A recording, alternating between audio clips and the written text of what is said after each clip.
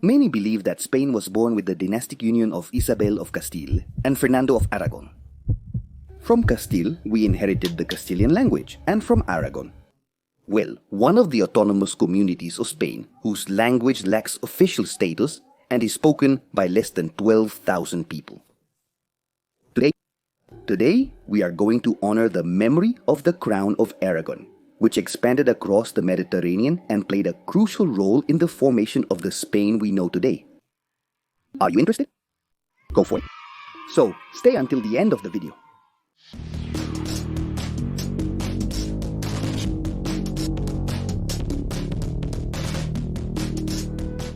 To understand the origin of Aragon as an entity, it is essential to know about the Hispanic March.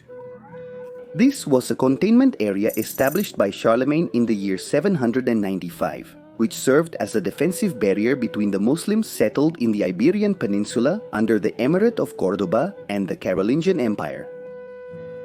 Over time, the Hispanic March fragmented into a series of independent counties that would gradually gain autonomy and prominence. These were small territories governed by a count who actively participated in the reconquest, that is, the Christian advance to the south to recover the lands occupied by the Muslims. Initially, the county of Aragon was under the control of the Kingdom of Pamplona, the predecessor of the Kingdom of Navarre. However, in the 9th century, Aznar Galíndez established his own dynasty, the Galíndez, which gave the county significant autonomy and marked the beginning of its independent development. During this period, Christian expansion to the south began. But the real momentum of Aragon came when Ramiro I, the illegitimate son of Sancho of Navarre, proclaimed himself king in 1035. Thanks to his diplomatic cunning, Ramiro managed to unify and strengthen the Aragonese territory through a combination of marital alliances and territorial expansion, thus laying the foundations for the growth of the kingdom. Ramiro III and his successors played a crucial role in the reconquest.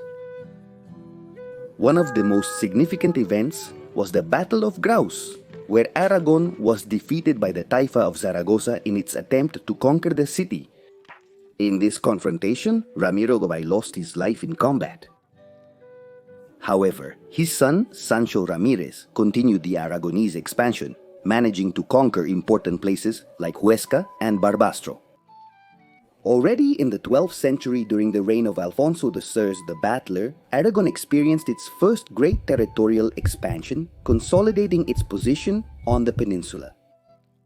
Alfonso I was a formidable military leader known for his numerous victories, among which the conquest of Zaragoza in 1118 stands out, facing the Almoravids, who had unified the Muslim territories. Since then, Zaragoza became the capital of the Kingdom of Aragon, consolidating its political and strategic importance.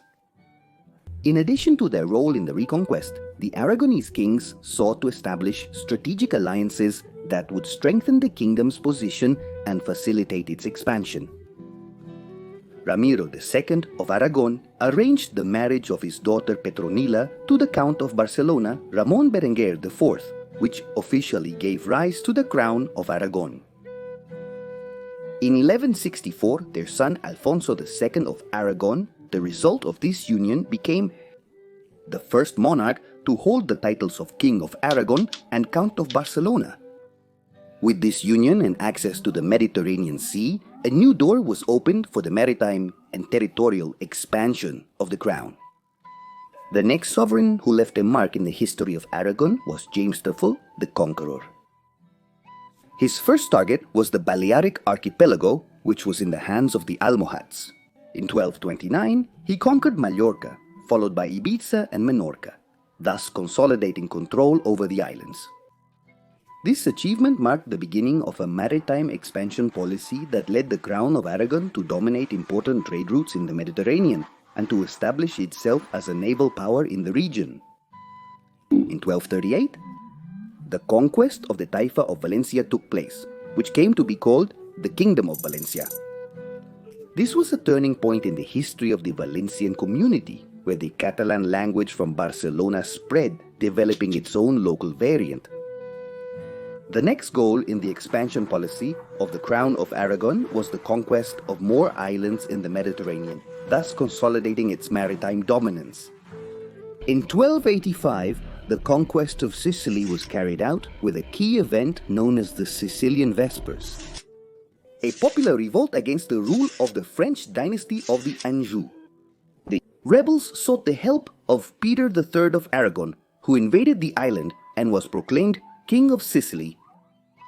Later, in 1311, the Catalan Company of Almogavars, a mercenary force in the service of the Crown of Aragon, defeated the Frankish Duchy of Athens, taking control of the duchies of Athens and Neopatras, thus expanding the Aragonese influence in the eastern Mediterranean. In 1324, James II of Aragon led a military campaign against the Republic of Pisa, which culminated in the conquest of the island of Sardinia. Although the Aragonese managed to establish their dominance over much of the island, local resistance persisted for decades. As for Corsica, although in 1297 a papal bull recognized Aragon's sovereignty over the island, the Crown of Aragon never managed to conquer it or exercise effective control over it.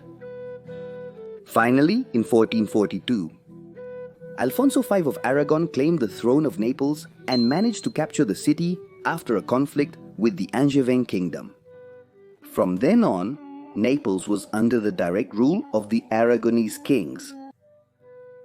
By that time, the duchies in Greece had already been lost, but the Crown of Aragon reached its peak splendor, controlling the kingdoms of Aragon, Mallorca, Valencia, Sardinia, Naples, Sicily, as well as the county of Barcelona, consolidating its position as one of the main powers of the Mediterranean.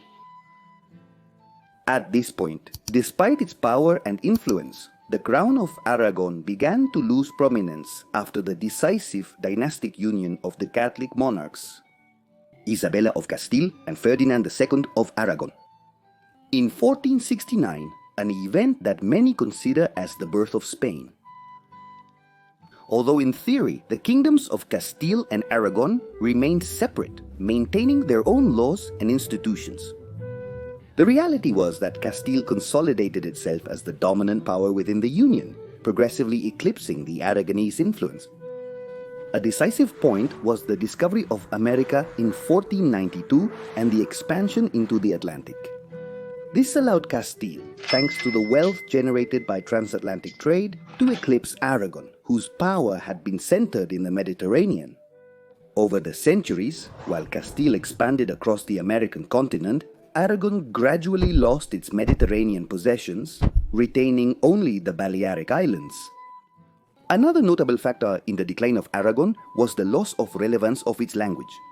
Although Aragonese played an important role during the early centuries of the Reconquest, it was displaced by Castilian, which consolidated as the dominant language in the Kingdom of Spain.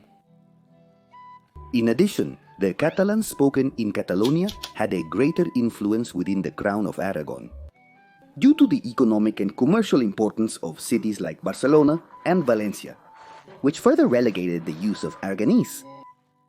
Finally, after the centralization of power by the Bourbons after the Spanish War of Succession, Aragon lost its autonomy with the new planned decrees of 1716, which abolished its historical rights and privileges, fully integrating it into the Kingdom of Spain under Castilian laws. This marked the end of the Crown of Aragon. With the territorial reorganization, the four autonomous communities that once formed part of the crown emerged, maintaining their historical memory in the design of their flags. Aragon, the Valencian community, the Balearic Islands, and Catalonia. Today, Aragon is an autonomous community with Zaragoza as its capital. Aragonese autonomy was restored after the Spanish transition in 1978 with the approval of the Autonomy Statute of 1982.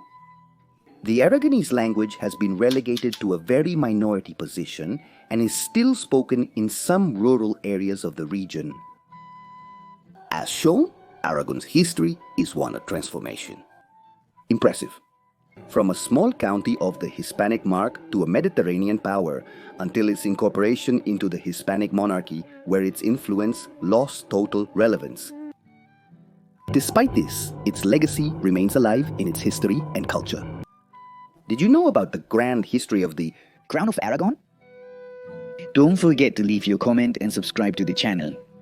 Also, I leave you in the description my social networks. And in case you want to see the new videos in preview and have a greater interaction with me, your donations on Patreon, Una Manitonet, or channel members are welcome. Until next time.